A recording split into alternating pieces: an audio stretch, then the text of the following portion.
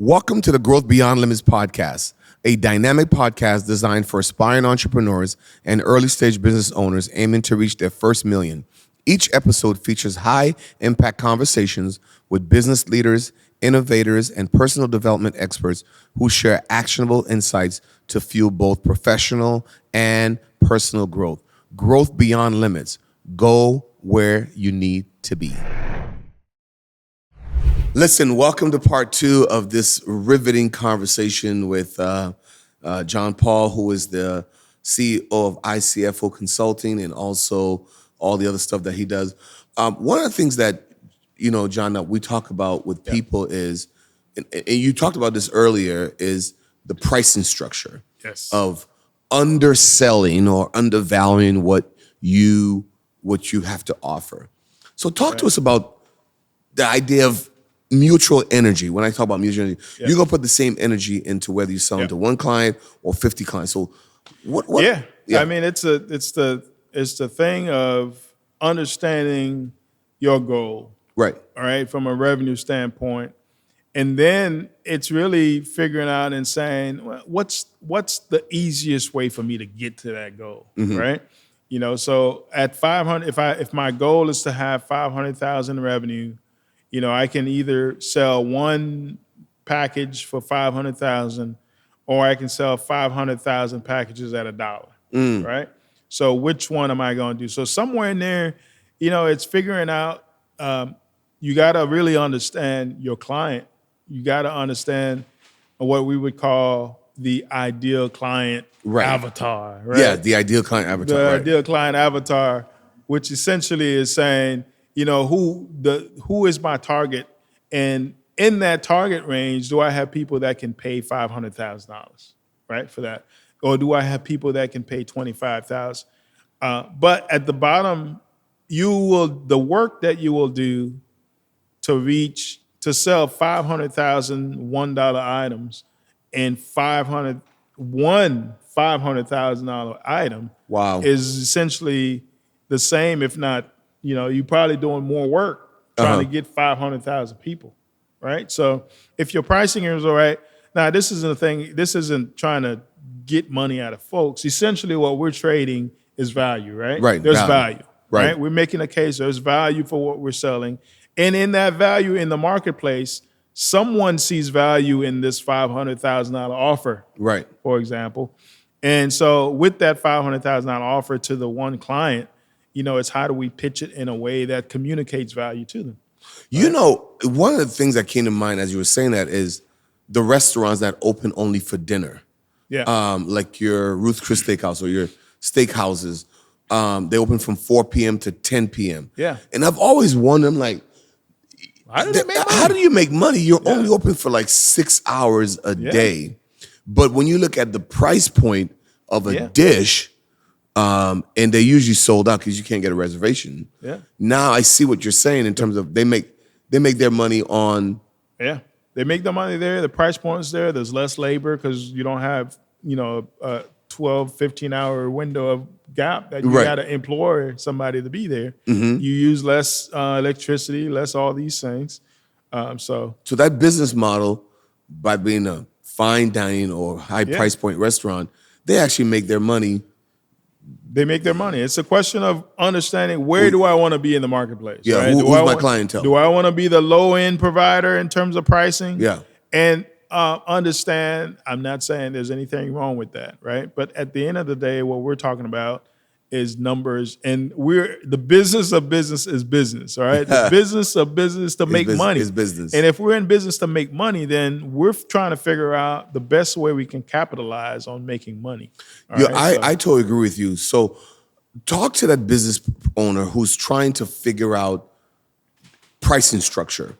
Yeah. So is it about demographics, knowing your demographics, where you're located, who you're catering to, who your niche is? So how do they figure that out? All those things come into play and are important, right? You have to know who your market is. But sometimes too, it's let's go back. I'm sorry to keep bringing back numbers, right? That's fine. So that's what you do. Let's just understand our costs. Yes. Right? I understand our costs, and I know this thing is going to cost me $1,000. Now, if I'm trying to sell it to someone who's at a higher end, right? If I'm trying to pitch it for $50,000, for Right. example, now I might need to spend a little more to provide more value. Right. Because that Based on the person is going to clientele. look at yes. the value. Right. Right. I'm going to provide more value, but I have to understand the cost. Understanding my cost then helps me to know that if I price it at this place, I'm making money. If I price it here, I'm making money. And then, from there is then figuring out, really then, all right, who are the target audience that I have? All right. And is this a niche thing that, there's not a lot of people looking for it, but because there's not a lot of people looking for it, the ones who are looking for it are willing to pay more for it. And so then how do I speak to those people? Right. How do I market to them? How do I put the right language in front of them so that they can see there's value in that and be able to capitalize on the sale? What are the signs of a profitable business? Is it a percentage that they're making versus what they're spending? Yeah. What are the signs of a healthy, profitable business based on your experience of looking at thousands of books for businesses? Yeah, and all that depends on industry, right? So, for example, like selling groceries, you're selling a lot of items, but there's low margin. Right. That's a low margin. Like Publix is a low margin place, right? They have a lot of stores and everything like that. They sell a lot of things, but overall, groceries is a low margin type of service. Really? All right. Okay. Versus like a consulting business, right? For example, where it's really a service, right? And that has value, but it's a service. Or you're looking at an attorney, right? Who's very qualified. Or here's a question, Doc. Do you know anyone who needed a brain surgeon and was shopping for a brain surgeon? No, they just go to whoever. You like, all right, they say you need a brain surgeon. Matter of fact, generally when that happens, it's at a point you have no say about it. And you want the best. You want the best, right? You want the best. That is so. And what happens when you go in there and the brain surgeon comes, you never ask like, what the price was. You don't bark, you don't negotiate. There's no negotiating, right? And there's no negotiating at that point. Man. Because the value is your life. Man, oh man, oh man, oh man, oh man. Value is your life. So for that business owner, so let's talk that business owner who allow people to bargain them down and tell them you're too expensive or I'm not coming to you because you're too expensive. Yeah. How should they respond to that person? Because I tell my daughter all the time, like, you need to look at your pricing structure. And she sometimes says, well, it's the area, it's what's going on in the area, and I can't be too high. I'm like, are you sure? Yeah, well, there may be a point to that. There's the area, but if the area for the business that the product or service that you're providing doesn't make money, then the area's got to change. Come on. And it's got to change. So take your same services to a different area. You got to take it, or maybe you got to look for a different group of people to sell to. So people who would say, all right, your prices are too high. I think sometimes there are things I don't argue with people about. I think you just have to thank them because they're not your client. That's right. So right? I had someone that he posted something about how he's looking to change his clientele. Yeah.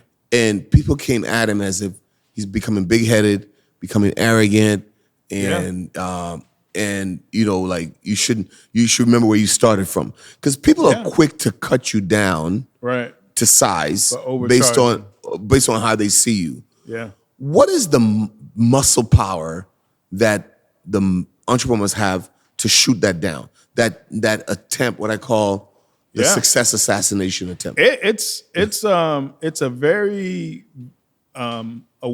it's an awareness about your value. Yes. Right. Yes. And that's a self thing too, right? Yeah. Somebody comes and shoots you down. It's like, hey, I know my value. You can say whatever you want. I'm going to laugh you off and keep on going. Right. All right. But it's the same about the business. It's the value proposition. It's knowing what my value is.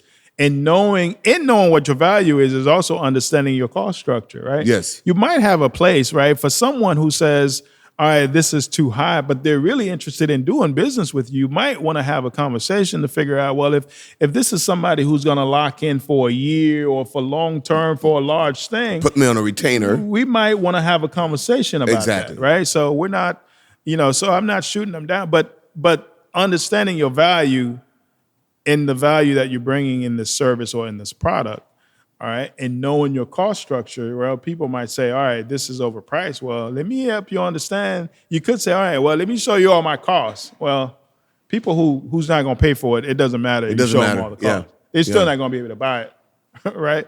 They might understand your costs, but they're not going to be able to buy it. Have you ever refused a client or clients that could not afford your services? So I'm a very entrepreneur, but I'm a very, a lot of things I do is for church, nonprofit. Right. You have a servant. You have a servant leadership. I do have a servant heart that there's times I'm looking, I can help you. I'm providing a service that costs an amount that has a value that I'm not charging you the value because I'm helping. Right. All right. In the context of helping. So especially like when I deal with churches, right? So a lot of times I have conversation with churches that I'm not going to do a job, right? I'm coming in to do, because God gave me an assignment to do a thing. That's that's a whole different concept, right? But when it comes to, again, the business of business is business. That's completely different from God giving me an assignment. All right? Right. It's a whole different thing. All right, but business is business is business. In that context, you always got to go back. Does this make money? Am I priced right? Is my cost structure okay?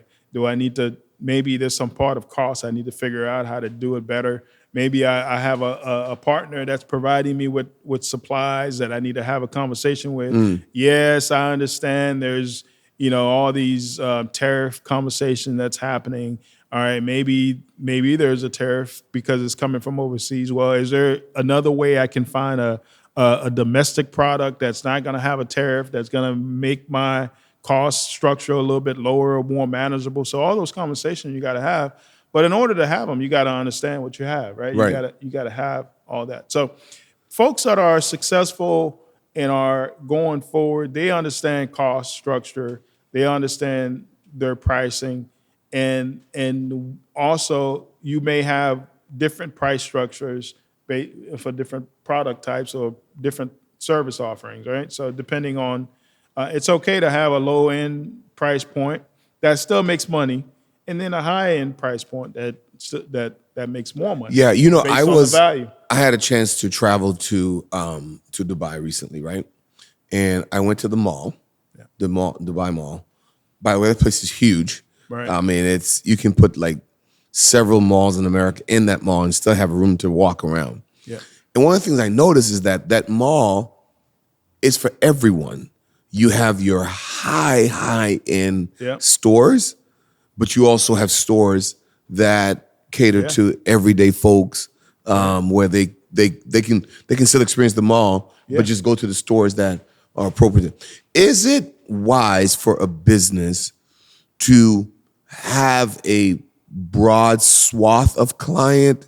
Like, for example, let's take the Marriott brand, right? Yeah. Under the Marriott brand, you have the Ritz-Carlton, you have the JW, then you have the Spring Hill Suites, then you have Marriott Courtyard, then you have these other Autograph, but it's under the same brand, but they have different levels. So when should a business consider that, or should they consider that? Yeah, so Marriott, as an example, even in their different offerings, they have different. They're marketed differently, right? They tiers, right? They're marketed to different people. Mm-hmm. You have Residence Inn that has those are always going to have some kind of a fridge and a stove. Family. Right, there's families, right?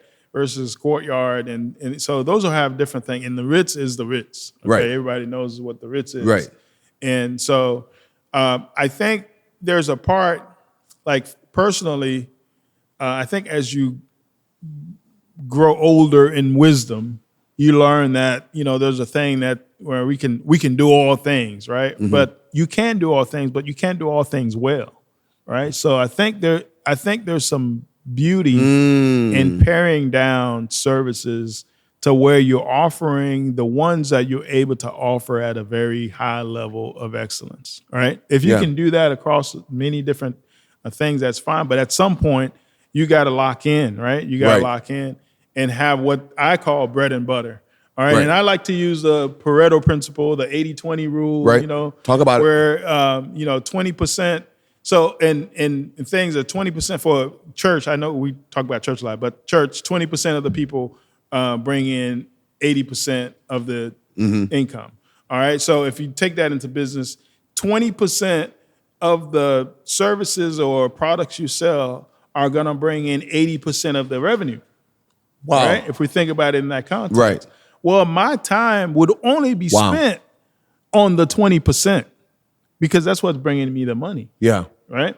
The other things you have a focus on. They're a side thing, but your time, if you spent most of your That's time, so if you good. spent 80% on your time on the 20% that's generating the income, you're gonna make more income. So reallocating your time Yep. based on what is going to generate. Reallocating your time into what it's prioritizing, right? We're prioritizing Man. what the marketing and the sales efforts are because we only have limited time. We have limited dollars.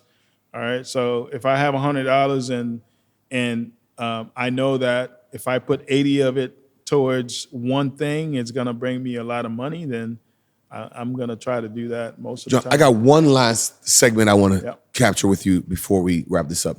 Retirement. Yes. How early should an entrepreneur or business owner start thinking about retirement and putting money away for retirement? Today. And how much should they put away Today. on an annual You got to basis? start today. All right. How much you start putting away depends on your goals for retirement and how long you have, all these things, right? So Right. it's not a magic number, right? There's a lifestyle in retirement that you want to have. All right. If your lifestyle is to travel the world and live a life of luxury, then you're gonna need a lot of money for retirement. All right. If your lifestyle is to hang around with your grandkids and enjoy life and things like that, maybe it's not so much. But either way, regardless of the answer to that question, the bottom line is the sooner you start, the better. All right. If I knew when I was 20 what I know today, I would have worked to gain extra money just for the simple purposes of putting it aside. Because, there's so much thing that works for you and that time Right. value of money. The basic thing, if we're looking at it from a stock market and we're looking at it like one of the indexes, S&P 500 or one of the other things, the stock market is always, this is the graph, it's always going up, Right. right?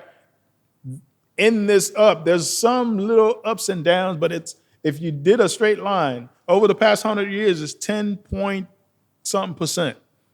All right, so that means I don't want to say guarantee because there's no such thing in stocks, right? Yeah. But it's 10% over the last 100 years. Yeah. Right? So that means 10% over the last 100 years. 10%, 10 plus percent over the last 100 years. Oh, wow. Is the S&P 500. So it's always going to go up. So yeah, if you're only looking at it this past week, well, I think the stock market went down. Well, that's subject to all the little things going on. All right. And if you're looking at it a month, well, there's still ups and downs. But if you're looking at it over a year time frame, you'll see it's this way. If you're looking at it over 5 years, it's still it's always trending up. Right. So the sooner you get in on that, the better. Man, so for the entrepreneur who's watching or listening to this, or the business owner or self-employed, you need to start thinking about retirement today. Yep. You don't mortgage your future by spending money on the business and you're not thinking about where you want to go. Is there a safe amount? Yeah. So, John, I want to tap this real quickly. We hear about IRAs, Roth IRA, a traditional IRA. How should an entrepreneur be thinking about IRAs and retirement accounts? Yeah. I mean, Quickly. So I think from an entrepreneur standpoint, IRA is kind of it's the floor, I think, right? But you gotta, if you have a successful business, you gotta be thinking about some kind of 401k and even some type of. There's still deferred benefit pension plans that offers you a higher level of deduction. Okay. Meaning that you can put money aside for the future and pay less on taxes today as a business owner, all right, because you're able to instead of that money going to the Uncle Sam, it's going to be set aside for retirement in the future. But those things are, not all businesses are not created the same, so you can't really look at it from the same. The bottom line is you got to start, and you got to do as much as you can without jeopardizing your cash flow. Wow. Well, we're definitely going to have John come back on for an extended conversation.